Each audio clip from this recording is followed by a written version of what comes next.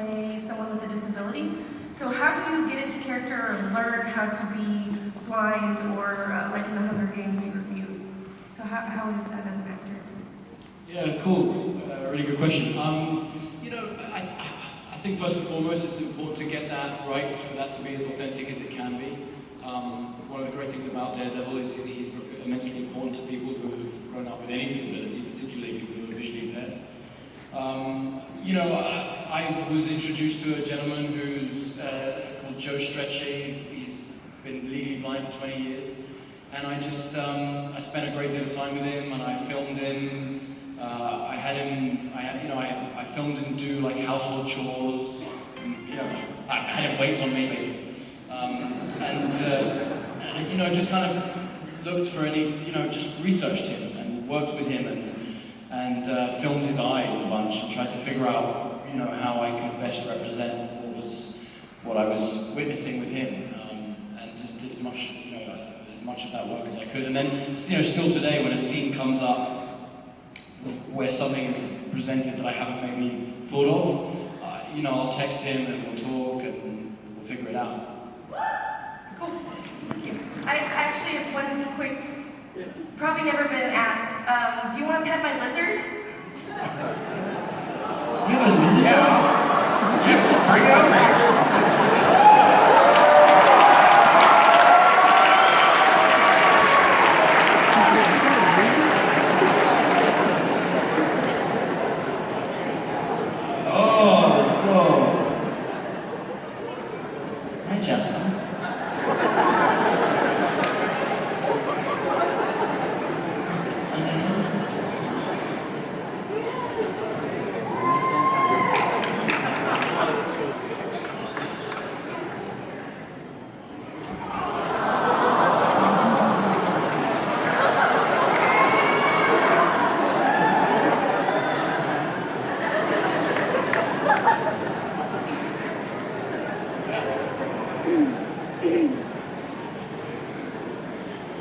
Thanks a lot.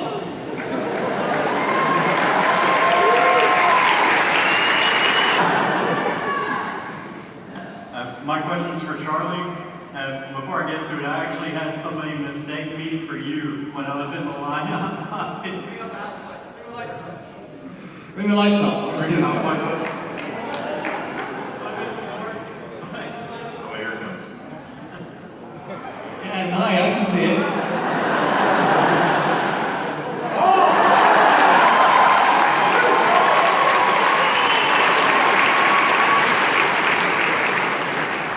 My question was, with the suit in season 1, since the mask didn't have any eye holes in it, did that ever impede any of the stunt or fight work that you had to do? Yeah, you know, it's surprising. That material was a special gauze that you could see out of quite well. But you know, we had to be a little bit careful. And I clocked a couple of stunt doubles on 2 occasions. But they were very nice about it. Yeah, it was tough. You know, the funny thing is, it's with the mask, with the suit that I wear now. It has proper eye holes, but of course the lenses are red. And the weird thing about that is red confuses your depth perception. So in a way, that stuff's even harder to see through. But yeah, good question. I was curious because I was wearing a black suit yesterday, and my mask was actually made out of a set of leggings. But I have a hard time reading and seeing details through that mask, so I was wondering, would you be able to fight well in something like this? Yeah, it was rough. Good question, though. Thanks, man. So, you guys were the first Marvel on Netflix. When you took that on, you guys were awesome, so everybody followed. Was there any pressure that if you guys weren't awesome, it would screw up everything else? Well, when they told me they were doing Daredevil, they told me they were going to do the 4 shows, and then they were going to make the Defenders. And I do remember thinking, we'll see. You know what I mean? If this sucks, that's a lot of money. Yeah, I guess there was a little bit of pressure, but I don't know, I kind of like pressure. Makes me do better. Thanks. You I have a question for Charlie. What does it mean to you to be a representative of the blind community, especially in such an awesome way as being a superhero? Oh, yeah, it's such a tough, thank you for asking it. It's such a really tough question. Because of this job, and don't get me wrong, I was an actor who auditioned for a part, it was nothing more than that, but because of this job and because it's become obviously very important to me, and I now am affiliated with the American Foundation for the Blind because of it, and I've been doing some work with those guys. It's kind of been, in a weird kind of way, this job has been the gift that keeps on giving, because I've been able to kind of, get involved in the community and meet loads of people. I've been to some schools and hospitals around the New York area and Philadelphia, and, met some kids and young adults who are growing up with visual impairment. And, I'd hate for it to sound like I'm this do-gooder going around doing all this stuff, but it's kind of been a byproduct of getting this lovely acting job, and it's just been really, really heartwarming and inspirational and difficult at times. It's quite confronting. It's easy when you don't have a physical disability like that. It's easy to grow up in completely oblivious to what people have to deal with and the kind of adversity they face in their lives. And so it's been nice to kind of, be in some ways affiliated with the community that helps those people. So thank you. Thank you. My question is for John. I want to ask him what it was like to work with Ben Affleck on The Accountant. Dude, you were awesome in that movie. I texted you.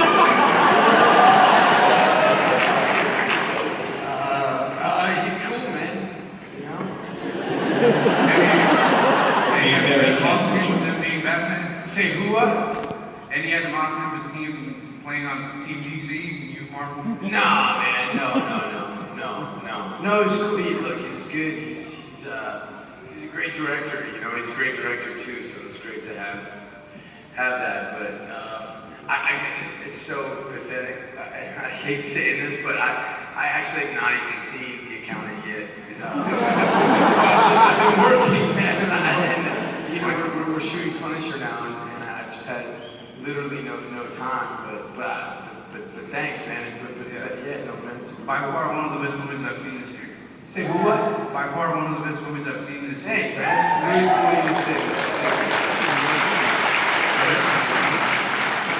All right, what's up? I'm Jeff. What's up, Matt, Frank, Shane, and Foggy? My question's for Charlie. And well, first of all, y'all do a great job on Daredevil. I love it, Punisher, everything. But my question's for Charlie. I just have a question about your accent. How easy is it for you to not speak with it in Daredevil when you're acting as Matt? And can you answer my question without your accent? You totally could. He's from Kansas, man. British thing's bullshit, dude.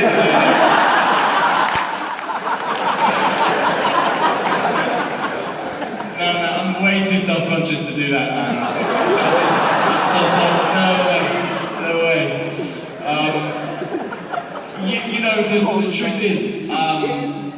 The truth is with accents, there are people, in my experience, there are people who can do accents like that. They can tell jokes and tell stories, and they can listen to a guy from South Africa, and they can mimic him immediately.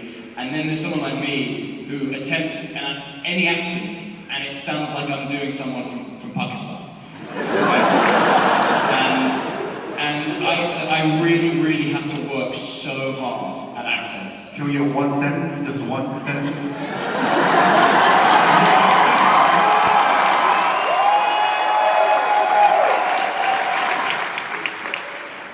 Just trying to make my city a better place.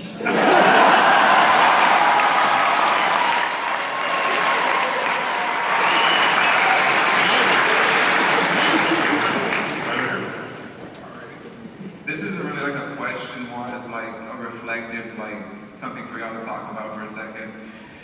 Just a lot of the parallels on the show, like taking Daredevil for example, he's a blind Catholic man, struggling to find justice in a world where He's maybe blind, but he's able to see more than anybody else in terms of like justice-wise. Same thing as like Punisher, how he was a regarded hero in the war, coming back home, then he has to face, like, he loses his family and everything, and the whole thing gets flipped out upside down on him. And where homeboy over here is just caught in the middle of all of it. I just really like to hear y'all's thoughts on all that really quick, like, and how that helps you, like, interpret the characters.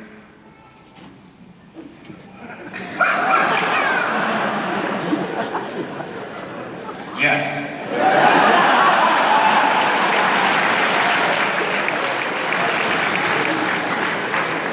mean, look, just because I don't want that guy to sit down. I mean, to be fair, you kind of said it all, man.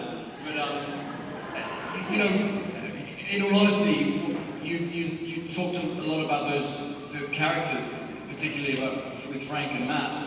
And one of the great things one of the great things an actor gets to work with is inner conflict.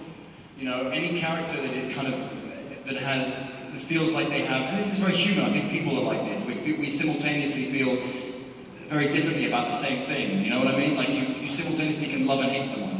Do you know what I mean? And with Matt, for example, you know, he believes in the law, but he's also going out at night and kind of make a mockery of the law. You know, and then he gets to go home and sit with those feelings and sit in that conflict and feel that guilt and that shame, but also be kind of addicted to it. And that, as an actor, that's a dream. You know, it's awesome to have that stuff to play with. So great question, man. Thanks.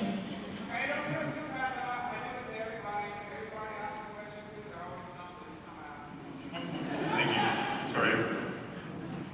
Hi. Do you think Daredevil would feel intimidated working with all these other heroes with super strength and everything? We'll name them. Jessica Jones, Iron Fist.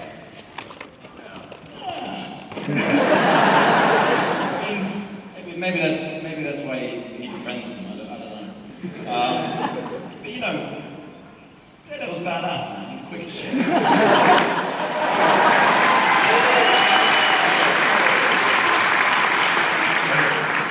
My question is for Charlie and John. Whose side do you think Daredevil and Punisher would be on in Civil War?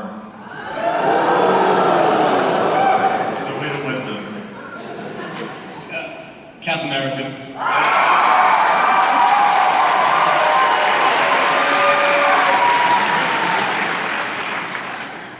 They didn't ask me, man. I don't have to answer.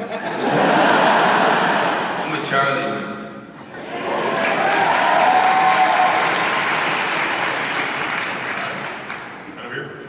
Alright, I love the show, it's incredible, you guys are great. First, I just want to say before my question, I think Foggy and Karen should be together. I think y'all would I'd be totally cool with that.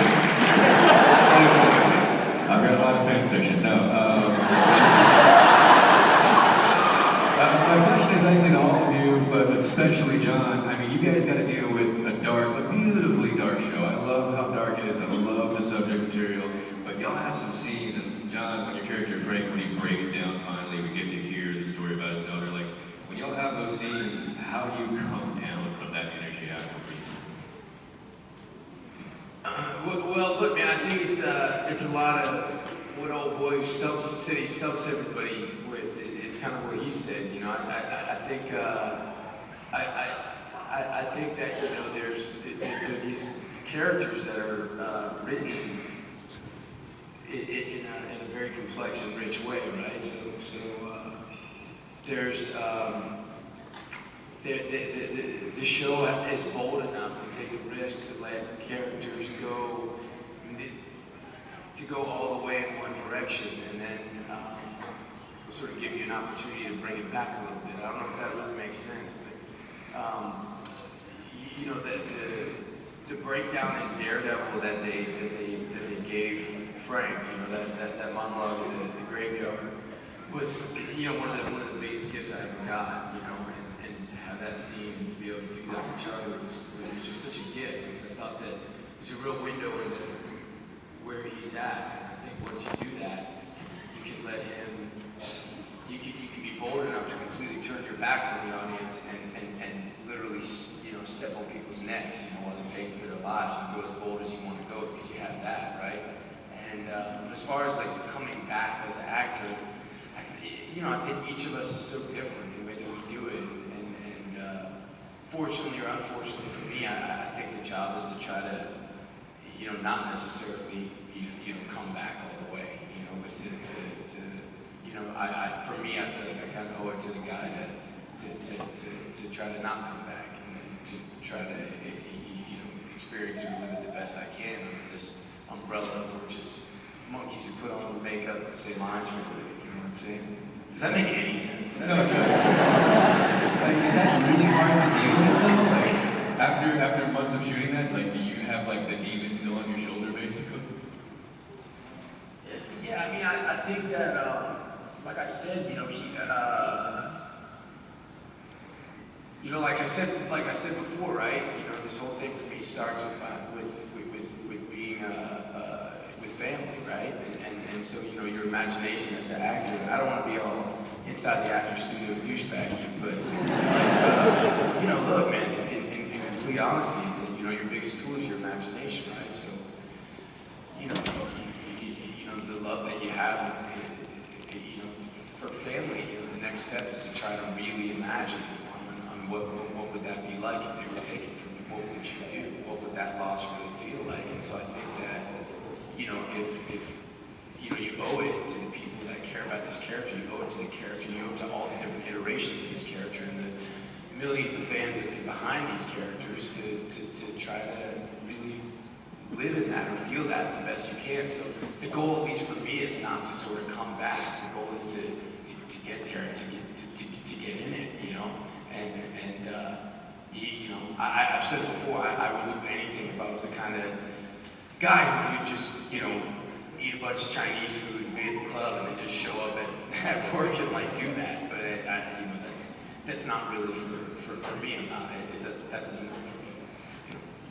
If that makes sense. Yeah, Thank you. Right here. Love the show. Really enjoy it. Two-part question: is Harmer and Lecter going to be in the next episodes coming up? And are you going to defend Luke Cage? Carmen and Lecter is definitely going to be, for sure.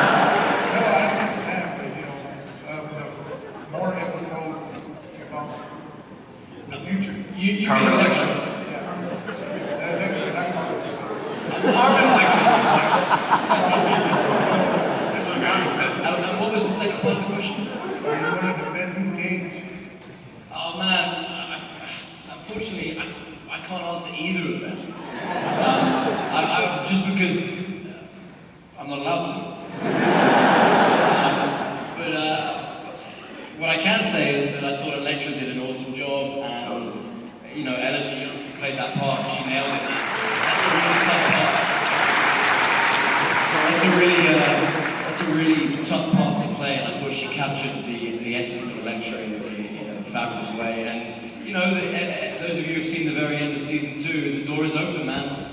This door is open for a return, so maybe we'll see. That's what we're hoping for. Yeah, thanks, man. Hey, first of all, I just want to say that John played the best Punisher so far. He plays it emotionally, physically, in the perfect way. But first of all, I want to ask John, how was it to represent such an iconic character for the military personnel all around the world, especially U.S. military, such as myself? And how do you prepare yourself mentally to represent a character that had such emotional distress in that point in his life? Thanks for your words and thank you for your service first and foremost, man. It's kind of just what I've been saying, I just don't want to be, But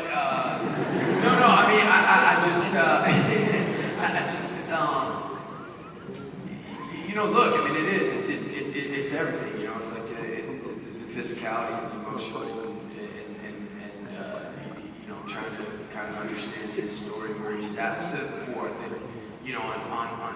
on on Daredevil season 2, you know, Frank, to me, he wasn't the Punisher. He was a man who's really reeling from this unbelievably tragic, traumatic. So, I mean, that means I'm telling the truth. This license. Or it means like, shut up, John. You keep repeating yourself. Anyway, I think that you know, he was not a man who was concerned with cleaning up the crime in Hell's Kitchen or going after bad guys in any way. It was just very much a man on a mission and trying to find whoever was responsible for taking his family from them and killing them as brutally as possible. I mean, that's where he was at. And I don't know, man. I think that, you know, anybody in here with a family, I think you can, you know, the kernel of understanding is in all of us. I think that's what's so great about these characters, is that there's a bit of all these characters in all of us. I don't know, I really appreciate what you said. I'm sorry if I can't give you too, you know, more of an answer to that. That's all right. Thanks, sir. Thank you for your support. First of all, thank you for coming. I think it's fair to say all three of you are my celebrity crushes. My question is, do you have any funny stories from the set, or did anyone play pranks? I got a story actually. It's only because I was just remembering this when John was speaking so eloquently about the scene. When John was speaking so eloquently about the scene in the graveyard, that, you know, that I mean, and really like one of the most beautiful. I feel very privileged to be privy to that acting tour de force that he displayed in that moment, right? And I'll probably remember watching him go through that experience of that scene for the rest of my career. When they were editing, when we were shooting the show, we were like shooting like episode 8 or 9 or whatever. One of the producers was on set, and he said, "Oh, I just saw the scene with you and John in the graveyard when he talks about his family, and there's a really beautiful moment where the camera's on Daredevil and there's a tear coming down his face through the mask, right?" And I remember thinking, I remember crying in that scene. Do you know what I mean? I was like, I'm a male actor, so that crying doesn't come that easily to me. So I remember, if I cried in the scene, I needed to be like a super close-up, everyone needs to know, you know what I mean? And I would remember if I was crying in that scene, and I was like, that's so weird. And then I remembered, right at the beginning of the scene, I had to carry this motherfucker from the bottom. Dude, I thought you were crying, man. I swear. I see that kid, I was like, this fucking guy's in with a mask on, man. You don't even need to do that shit. Here's what happened. I carried him up the hill 5 times in a row, and then I had to sit there and I was listening to his speech, and the sweat is pouring down my face, right? And just from sheer luck, one of these droplets of sweat comes down the center of the mask, and then it appears from under the mask, and it looks like I'm crying, man. I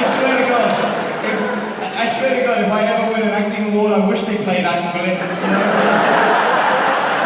Because it's sweat. No, man, not crying. So, okay, my question is for John. How would you describe Frank's relationship with Karen Page? Ooh. Wow. Mitch, you know, first of all, let's just hear it from Deb, dude. She's such a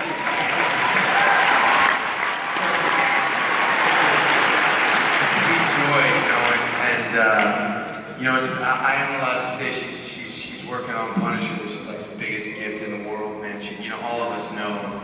It's just such a thrill and such an honor to be able to work with her. She's so smart. It's like scary, dude.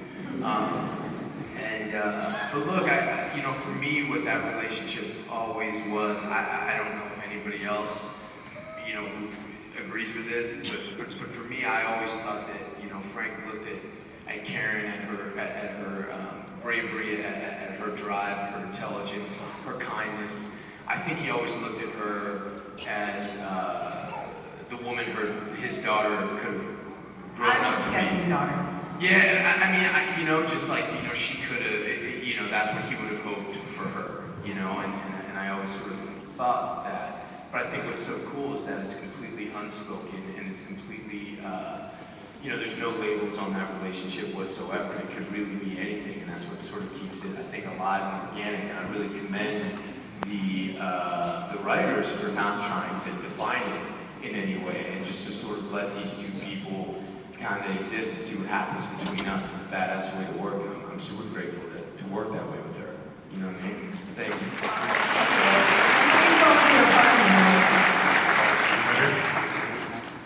Hey guys, Charlie, man, I've been reading Daredevil since I was so young. I just want to say, man, you are Daredevil. Thank you. You are Daredevil. My question is for y'all. Out of both seasons, what was y'all's favorite episode and why? I think the last one, because I was super tired and I was ready.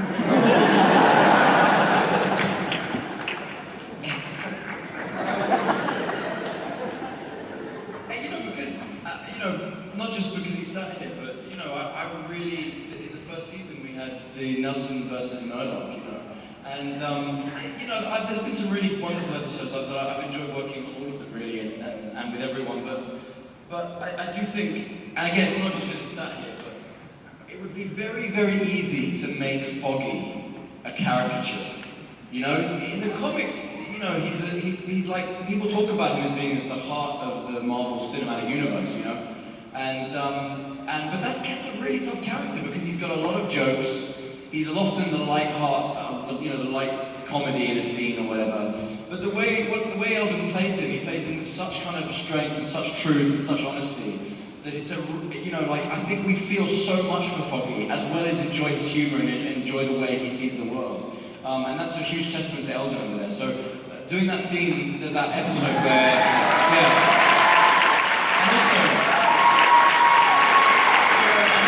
and also Elden gets a lot of shit, right?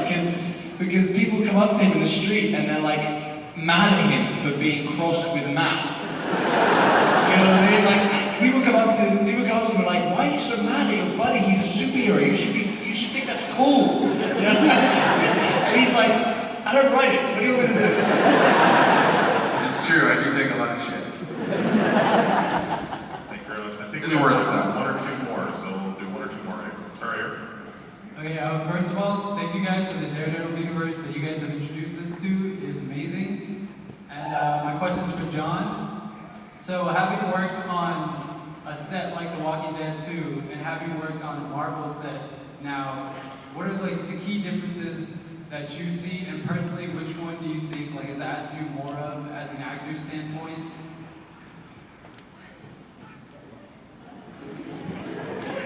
I mean, look, man,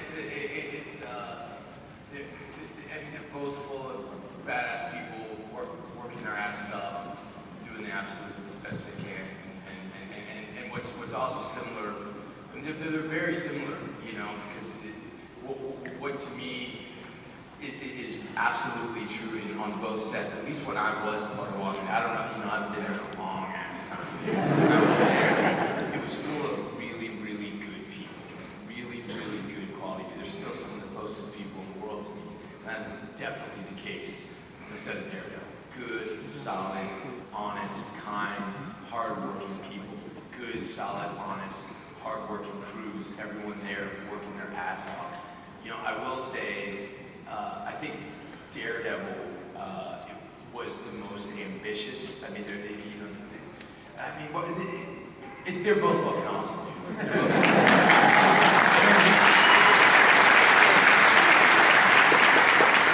My question's for Charlie. Matt Murdock is such a very difficult and complex character. Not only is he blind, he's a lifelong New Yorker. He's a vigilante. He's an athlete. He's a lawyer. He's struggling. He's Catholic.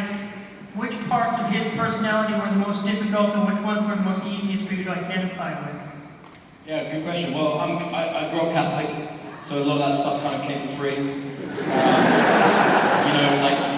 All all that sitting in my apartment feeling shitty about myself, I got that for free.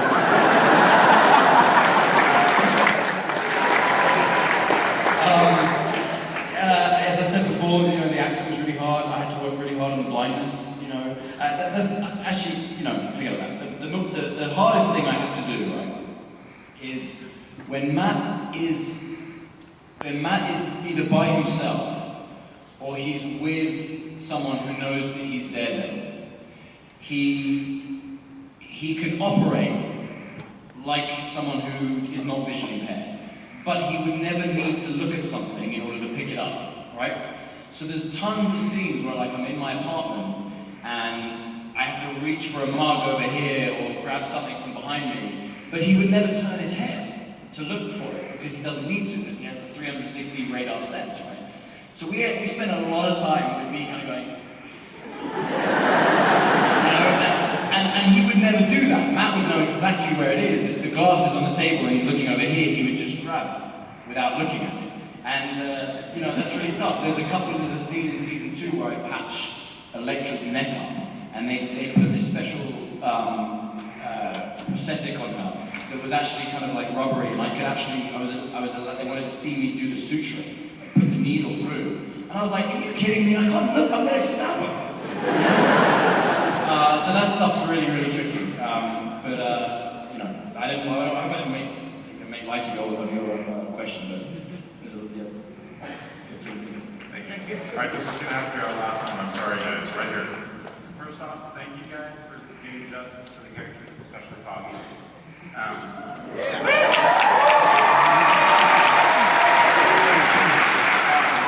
Infinity Wars. What do you guys want to see done?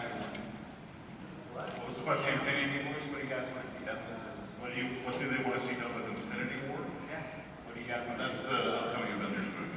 Oh yeah, no, I knew that. Joe, I can't wait. It's gonna be awesome. I'm sure I'll get invited to the premiere since I work for Marvel. It's one of the perks of the job. So, what's going to happen is the Avengers are going to figure out that they can't solve the big problem. In come Matt, Foggy, and Frank Larson.